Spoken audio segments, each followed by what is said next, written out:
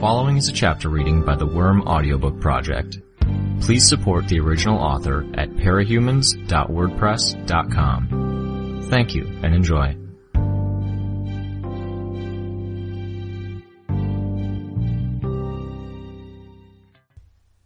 Arc 11, Chapter 7. Neuter dropped from the ceiling.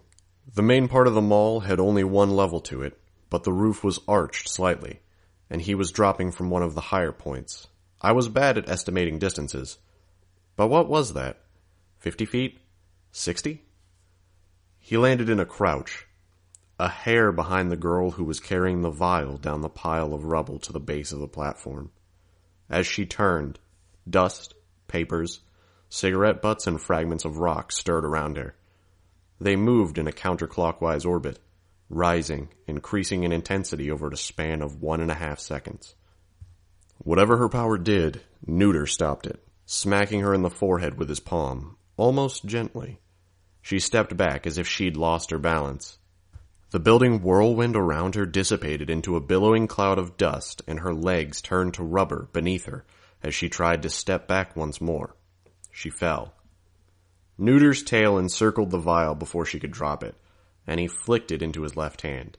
An instant later, he was racing for the stage, almost casually finding stepping stones as he made a beeline for Skidmark and the rest of the group. He was going for the case and the vials. Much of the crowd was running after Neuter, rushing for the base of the stage and climbing the heaps of rubble to follow. In doing so, they were vacating the center of the mall where the casualties lie. I hated to get closer to the chaos, but I suspected it would be a long time before I had a better chance to find and retrieve Bryce. "I'm going after the kid," I said. "Miner, Brooks, escort her," Lisa ordered. On the other side of the mall, Neuter had reached Skidmark and pounced for him. In reaction, Skidmark used his power to coat his cape in a layer of his power. He raised it between himself and Neuter. Neuter was already airborne, unable to change course, but he had the presence of mind to hock a loogie into Squealer's face. He bounced off of the cape, knocking Skidmark back, and fell to the ground. Skidmark used his power to saturate Neuter in the ground around him. As his power took hold, Neuter was launched through the rungs of the metal railing and down into the midst of the crowd at the base of the stage. Skidmark shouted something, but I couldn't make it out over the noise of the other merchants. I tore my eyes from the scene and we hurried towards the heaps of unconscious, bloodied, and wounded that lay where the arena had been. We were halfway there when the entire mall began to brighten. The barred windows were expanding, and massive torches were lighting on the far sides. Shafts of orange light extended into the mall's interior, patterned into diamonds by the meshes of bars Labyrinth had erected. The wall behind Skidmark and the other upper circle members of the merchants began to bulge inward. Features took form. A face, 10 feet tall. Protrusions below it, near the floor of the platform, marked emerging fingertips. Labyrinth wasn't stopping there. Miner had to catch my arm and pull me back to keep me from being caught in the path of another effect in the mall's floor. The ground cracked and bulged upward as though a mole was tunneling at high speeds just beneath the tile. "Get back!" someone shouted behind me.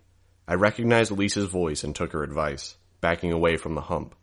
Miner stopped me from backing up into another hump that had appeared behind me. Stone walls heaved upward from the mounds of broken tile, blocking my path and stopping at a height of 12 or more feet. As more walls rose around me, I saw a door form to my right, and the corridor to my left had a bend in it. A maze. She was living up to her name. The walls at the outside edges of the mall were altering, now more faces and body parts making themselves apparent. Like statuary reliefs, limbs intertwined and nude fingers decorated the interior walls of the mall, each tall enough to extend from floor to ceiling, animated so they moved with a glacial slowness. With a surprising speed, the interior of the mall was coming to resemble some kind of temple. I had to admit, I was spooked. That girl's power was intimidating when she wasn't on my side. She wasn't all there, mentally, so the only thing holding her back was the person telling her what to do. If she could make those giant torches, she could set the floor on fire. Or she could have created spikes instead of walls, without leaving the rest of us any place to run. That nobody had been hurt was purely by her choice. Stone poles speared down from the roof. Looking up, I saw that the edges of the crack in the roof had fanged teeth, and that figures were sliding down the metal poles. 2 female, 1 obese male. Spitfire, Fault Line, and Gregor the Snail? Not quite. Fault Line and Gregor, yes. I didn't recognize the other woman, and she was too tall to be Spitfire with her mask off. Red-haired, slender, older than Spitfire or Labyrinth had been. She slid down the pole, up until the moment Trainwreck leaped from the stage and caught the base of the pole with his shoulder. He was built like a football player and a quadruple thick layer of cast iron protective gear. Steam billowing behind him as he tore past the stone pole like it was nothing. It cracked in 4 places, and the girl dropped out of the air. One section of the pole hit the ground in an upright position, and she landed atop it with 1 foot, wobbling briefly. Controlling the angle the pole fell, she angled her fall toward a nearby wall of the maze. It wasn't enough.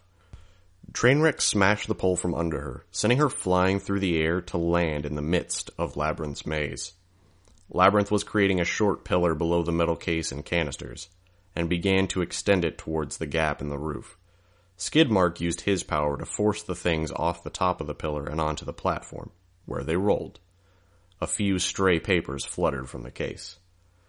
There was a crack of gunfire, and I saw the momentary light of the shot to my right. I couldn't see over the wall, but I saw Trainwreck lumbering forward, 1 oversized metal gauntlet raised to protect his head, the only vulnerable part of his body. I directed some bugs to the scene, and realized that a woman with the exact same proportions as the red-haired woman was firing at Trainwreck. She'd made it through the maze and back to the skirmish with Trainwreck so quickly? There was a brief pause in the gunfire, then a single shot fired. Sparks marked the ricochet between his shoulder, the back of his hand, and the armor that rose behind his head. He dropped to 1 knee with a suddenness that suggested he was wounded. I hurried to the wall. I could use my bugs to find my way through the maze, getting a sense of the layout, but I needed something faster. Labyrinth was using her power and adjusting the battlefield with every passing second. The way things were, given how she wasn't aware of who I was included among her enemies. If I didn't go now, and the battle resolved one way or the other, I might lose my window of opportunity to get Bryce. There was no way I was going back without him. The intensity of the emotion I was feeling on the subject surprised me. I hated the idea of going back to Sierra and telling her I'd failed. Hated the idea of that conversation on top of the news I had about Bryce joining the same merchants that assaulted her friend with a broken bottle. I couldn't do it. I couldn't be leader of a territory and know that someone out there was maybe telling others I hadn't followed through. Fighting that constant nagging doubt in the back of my mind that wondered if my people were whispering or laughing at me behind my back. And maybe a small part of it was that my meeting with my father had been a reminder of how important family was. Bryce was the errant youth, his sister the anxious family member. Were my emotions tied to the parallel between them and my father and me? "Help me over," I ordered Miner. There was a crash not too far away as Trainwreck tore through one of Labyrinth's walls. "Can give you and Brooks a boost, but not sure if I can follow," Miner told me. "Maybe if I find a place with something to stand on." "That's fine. Look." I drew an arrow on the wall with my bugs. "I can give you directions." There was little surprise on his face at the demonstration of my power. He gave me a curt nod, dropped to 1 knee, and wove his fingers together to give me a stirrup for my foot. I sheathed my good knife, stuffed the spare between the sheath and the strap that attached it to my midsection, and stepped inside the bridge of Miner's hands. He heaved me up, almost throwing me. The cut on the back of my arm burned as I found a grip, then hurt twice as much as I hauled myself onto the top of the wall. my toes scrabbling on the untextured surface for traction. I reached down for Brooks, but he shook his head and waved me aside. He wanted to come up on his own. Fine. Whatever. I hopped down into the next corridor. The far left had an archway leading into one of the more open areas. A circular area that was serving as a clearing for Trainwreck and the red-haired girl to fight. I crouched down as I reached the doorway, peeking out and trusting my bugs to give me the fuller story of what was going on. Brooks appeared behind me and crouched, gun raised, his back to the wall. His breathing was quiet and controlled, even after his recent climb and jog. Trainwreck and the new girl on Fault Line's team were facing off on the far side of this area. Behind Trainwreck, I saw a section of wall toppling. Spotted Fault Line dashing through the obstruction as though it were barely there. She ran up behind Trainwreck and slashed her fingertips across his heel as he was stepping forward. As he set the foot down on the marble floor, his ankle shattered and his foot broke free of his calf. He caught the ground with the stump of his mechanical leg, and she darted in close to cut through the knee of his other leg. He fell onto his back as she slipped between his legs, and she quickly turned to begin using her fingertips to cut down the wall, like a jungle explorer using a machete to hack through brush and vines. The red-haired woman joined her. The ground rumbled as sections of the black marble floor rose to form into broad, shallow stairs, leading the two young women to Skidmark's stage. The Capes and Skidmark's group were struggling to find ground to stand on, as they were crowded back to the edges of the platform by the statue that was still emerging from the wall. A head and two forearms with reaching hands, all in dark stone. It was eerie to see the changes that had occurred in our surroundings and the time it had taken me to cross the wall and wait for the fight to pass.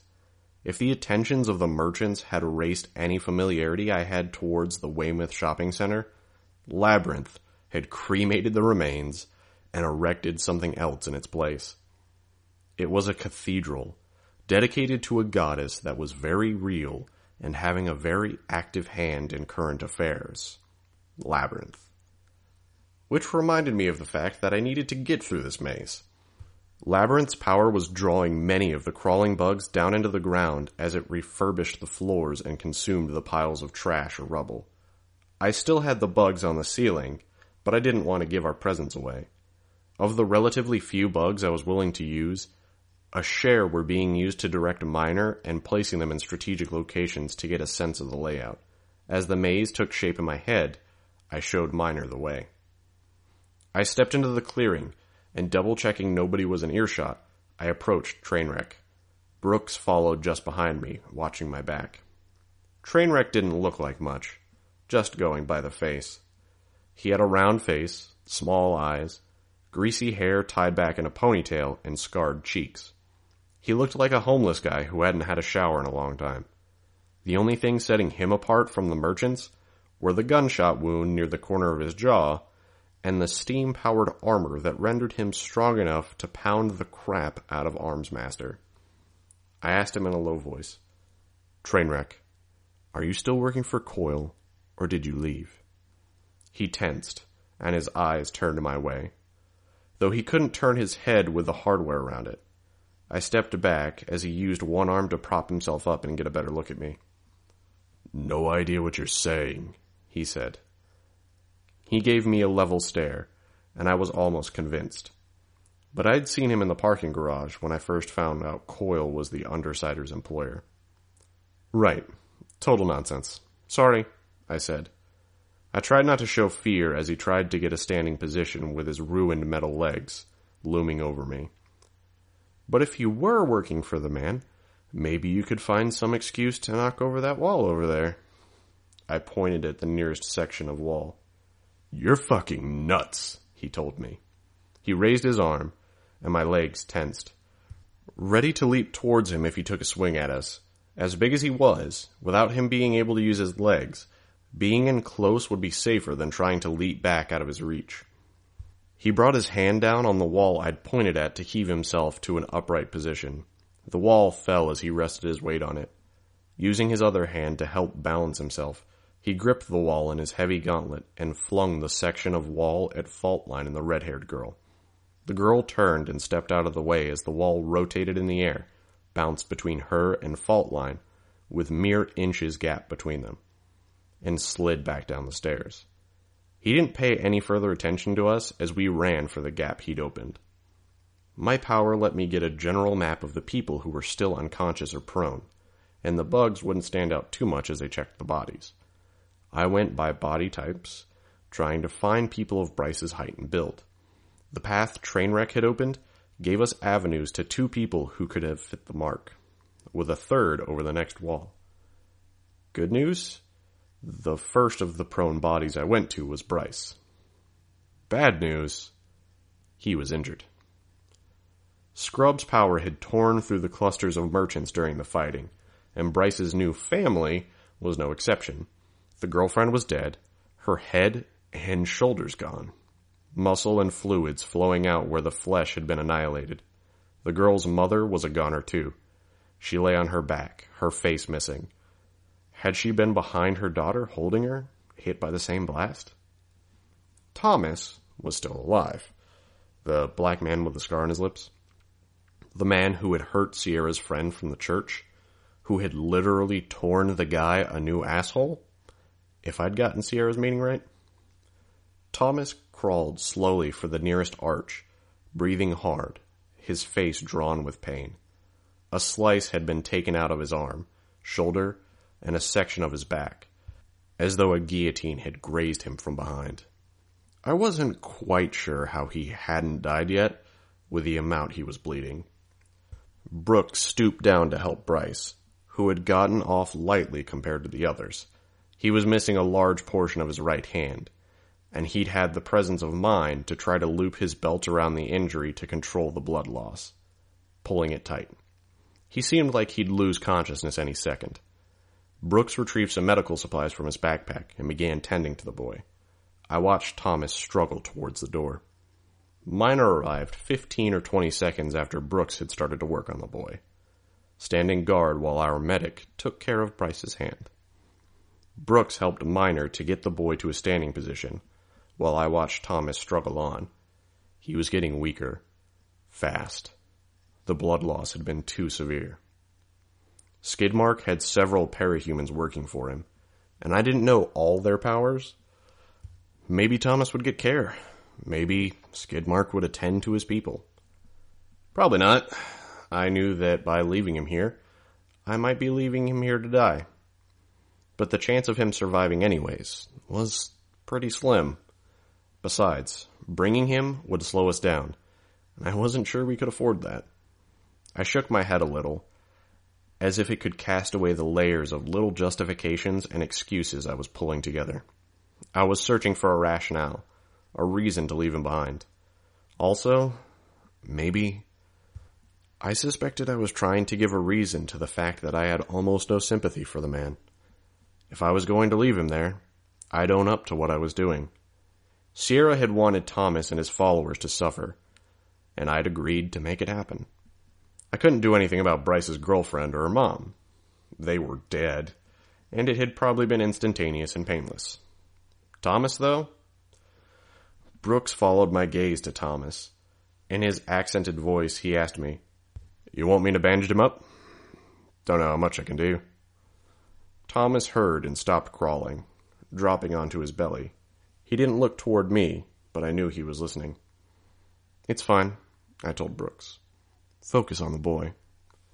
He nodded, then helped hold Bryce's prone form while Miner got a better grip. Thomas didn't move, react, or say anything. "Let's go," I said. We ran, and with Brooks keeping one hand on my shoulder to guide me, I glanced behind us to get a sense of what was going on. The battle was still ongoing. Gregor the Snail was here, but unlike the others, he wasn't operating in Labyrinth's world. He passed through the walls of the maze, spraying streams of slime at Trainwreck, who had apparently advanced halfway up the stairs by using his hands to help him walk. Trainwreck retaliated by throwing a chunk of stairs at Gregor with one hand while trying to block the stream of slime with the other. The section of stairs hit the wall of the maze just in front of Gregor, some of it bouncing over to pass through Gregor. Not real, as far as he was concerned. What did this look like to Gregor? Was he standing in the mall as it had been, while Trainwreck seemed to stand on thin air? Or was Trainwreck on the ground? I couldn't parse it. Mush had started pulling himself together, but Labyrinth was making his job into a struggle. His right arm had divided, stretched, forked out, and reconfigured until it looked like a mass of reaching veins and arteries. He plunged it into one of the trash cans that Labyrinth was absorbing into the floor, and when he withdrew it, the tendrils had formed a connective tissue for an oversized hand crafted out of garbage. His other arm and much of his lower body had already gathered some garbage around it, letting him stand several feet taller than he had before. The skin of his head and body was peeling off into more tendrils, reaching for more trash and distributing some from his arms to his torso. From what I could gather, he needed some kind of loose matter to form the body of his other self. Dirt, compost, trash, maybe even sand. Problem was, however fantastic his surroundings might have been for this 5 minutes ago, Labyrinth was screwing him over by cleaning things up. Maybe inadvertently. One upper arm, his naked upper body, and his nearly bald head were all exposed and vulnerable. Scrub had climbed up to one corner of the platform and was keeping to the edge of the fight. His intent was clearly to be close enough to Faultline's group to possibly tag them, but not so close that one of his uncontrolled blasts would catch a fellow merchant. My bugs told me we were close to Lisa, Charlotte, Jaw, and Senegal. I caught Miner's attention and pointed, and he put Bryce down long enough to give me a boost up to the top of the wall that stood between us. I straddled the wall and waited for Brooks and Miner to figure out how to get Bryce up to me so I could pass him down to the others. From my vantage point, I could see more of the battle unfolding on the far side of the mall. One powered merchant charged Faultline and collapsed through the ground she had strategically weakened. She kicked him several times in the face before the next member of Skidmark's group tried to take her on, drawing and pointing a gun. Faultline drew her feet apart and then dropped through the floor of the platform in a spray of splinters. To her right, the red-haired woman was striding towards Scrub. He aimed a shot and missed by a fraction, and she didn't even flinch. Another try, another miss. As she got close, he let his power go haywire, and a dozen flashes erupted in close vicinity to him.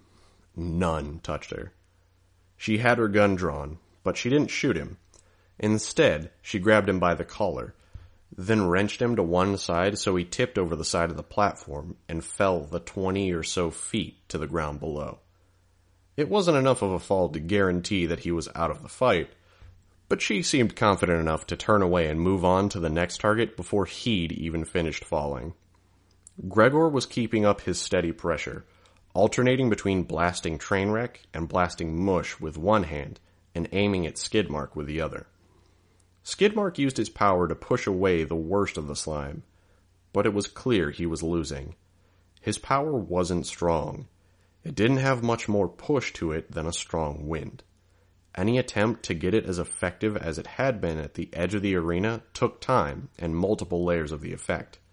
In short, Gregor could make the slime more easily than Skidmark could get rid of it. A knotted bandage tied around Bryce's good arm was thrown up to me, and I used it to draw his arm up while the others managed to lower his body.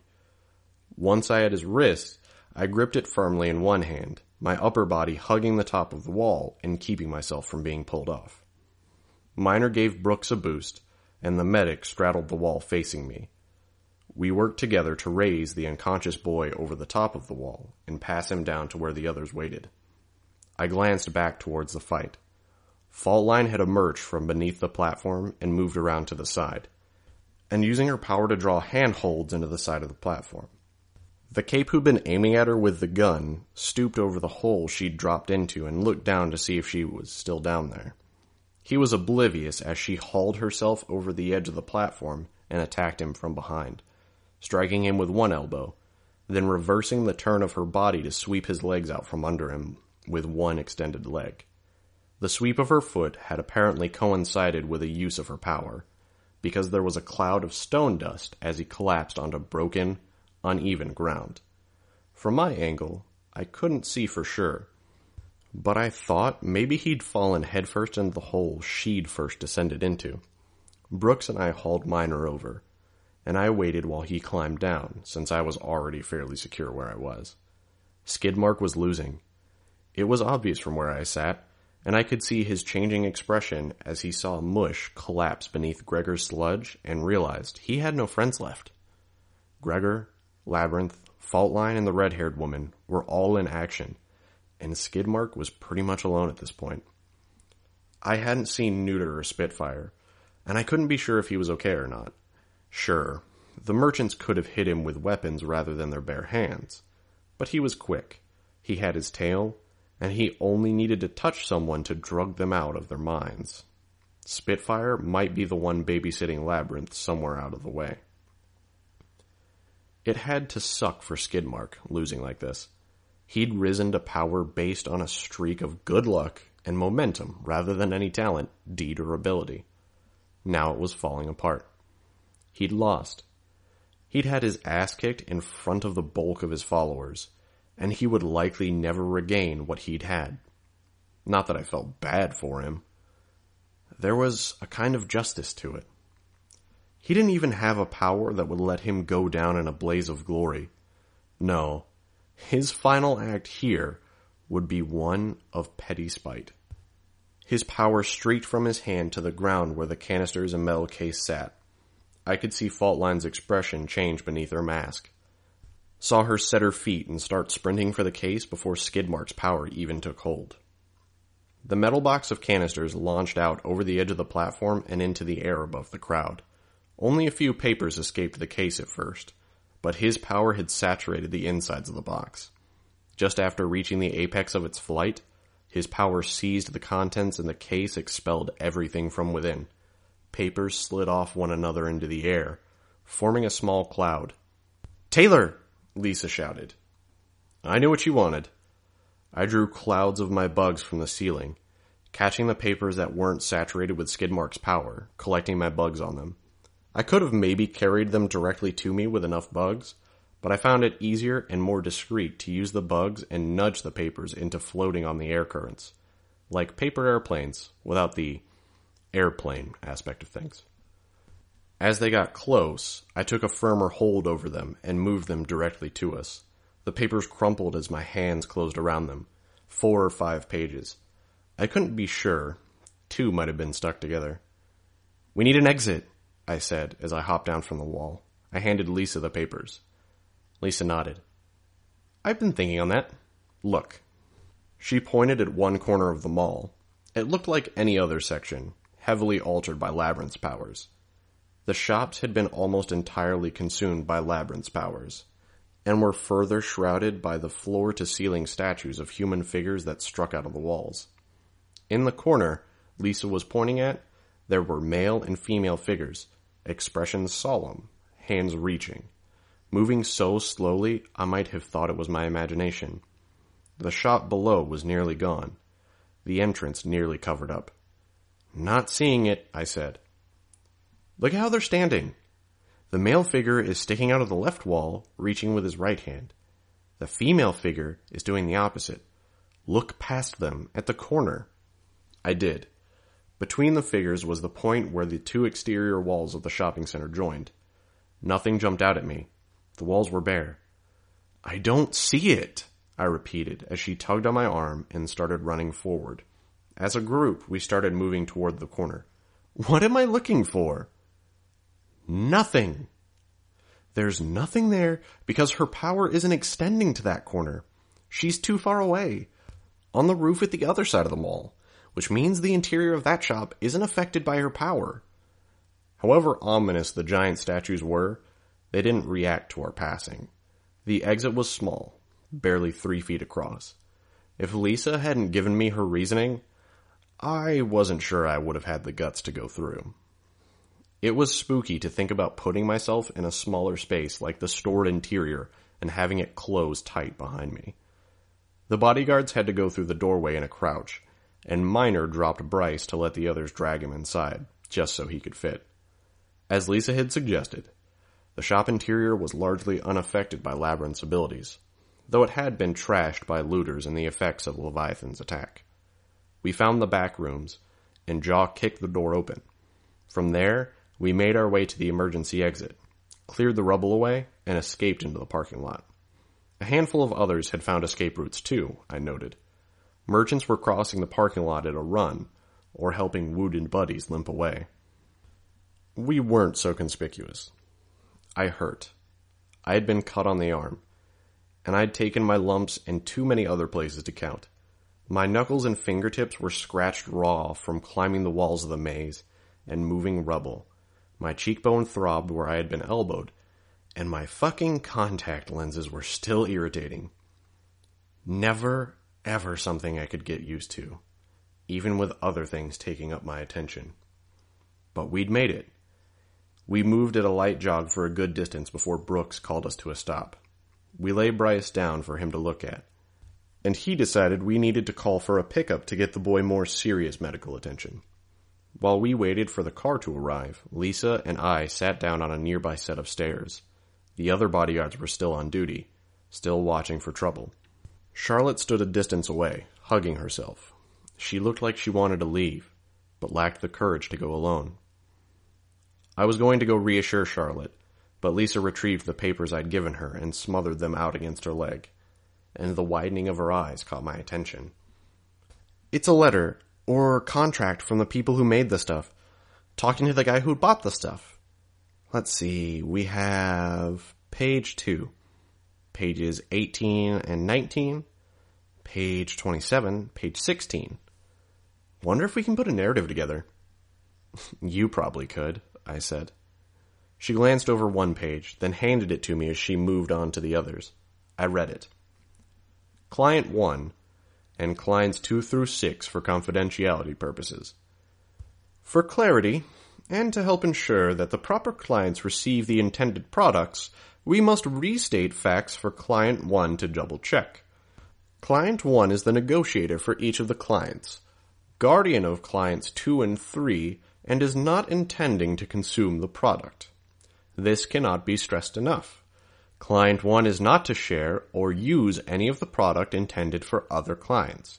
Ignoring this warning or failing to adhere to any other warnings or directions within this documentation will compel Cauldron to carry out the countermeasures and call in all debts noted in sections 8B and 8C on pages 17, 18, and 19.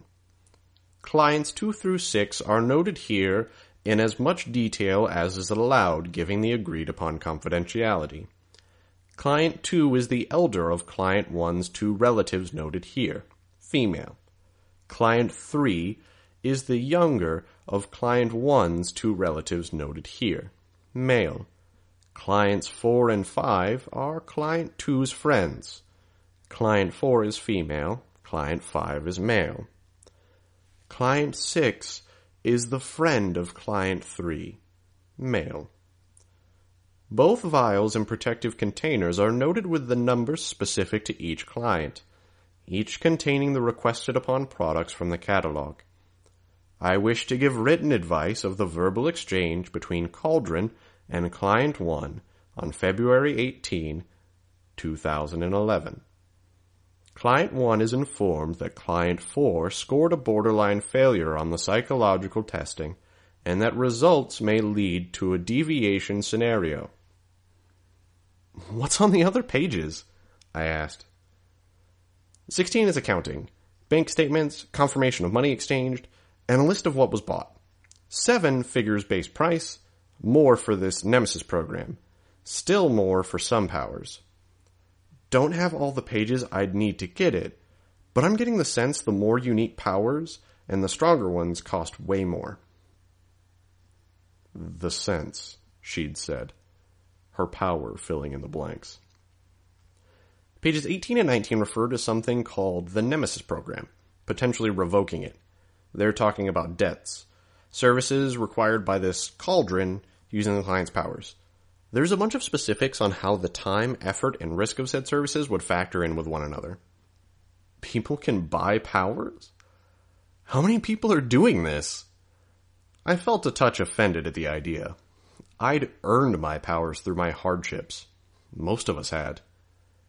Enough that there's a whole enterprise here with a private army? There's this bit that very politely notes that breaking the rules will get you hunted down and executed by subjects, capital S. Clients are warned that these guys are entirely loyal to Cauldron, will not accept bribes, and these subjects are apparently something different from deviations. Cauldron calls us subjects. The PRT calls us Case 53s, a voice said from above us. Regular people call us monsters. Our bodyguards wheeled on the spot, a set of guns training on Neuter, where he clung to the side of the building. They had been covering the possible approach points from the ground. They hadn't been expecting trouble from directly above us. I heard of the Case 53 thing, Lisa told him, backing away. The rest is new. You work for them? No. But you're related to this.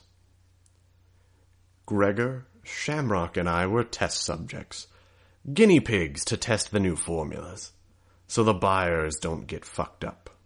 According to Shamrock, 3 in 5 of us don't even survive. 1 in 5 subjects are retained and brainwashed so they can protect the business and enforce the contracts. Shamrock was going to be one of them, but she escaped. The rest of us have our memories removed, and we're released as part of the Nemesis program. Which is? Neuter glanced at the papers. I'd really like to know. So you followed us. Something about the way that one moved. Neuter pointed at Jaw with his tail.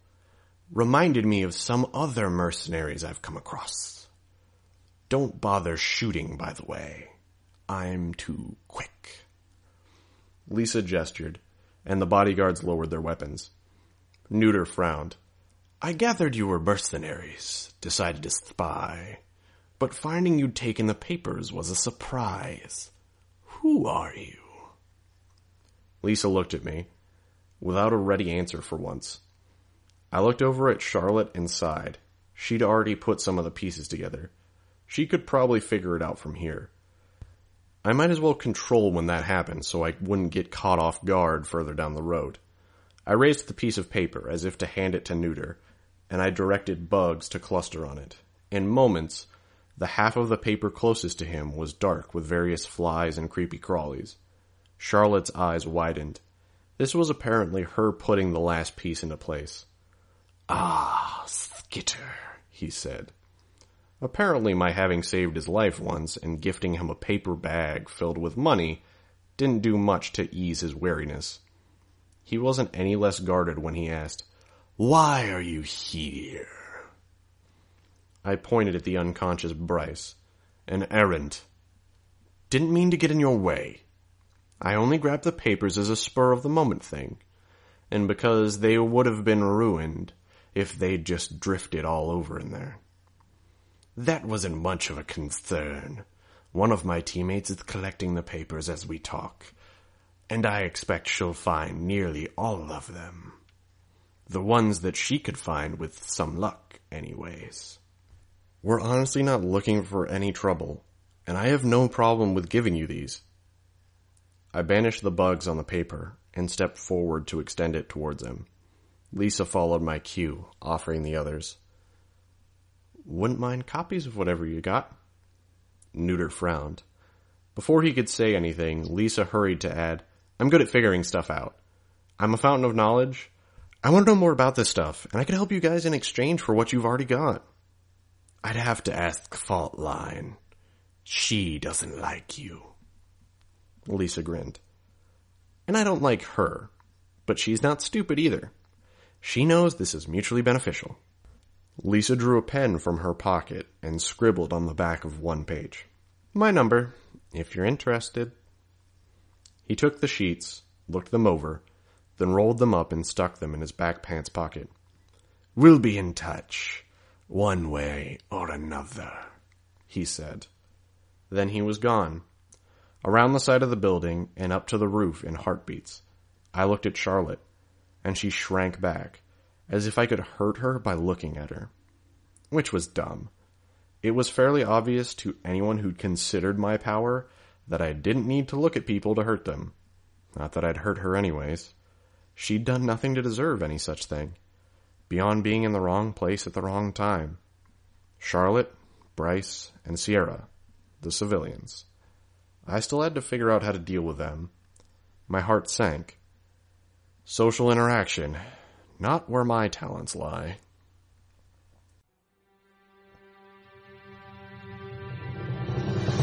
Hi, this is NSPB. You just finished listening to a chapter from Arc 11, Infestation, from the web serial Worm by J.C. McCrae. This production is brought to you by the Worm Audiobook Project. If you would like to know more about us, or to volunteer your own services, please check us out at audioworm.rein-online.org. You can download or listen to every chapter directly from our site, or you can find us on iTunes or any podcast app under Worm Audiobook. Thank you for listening.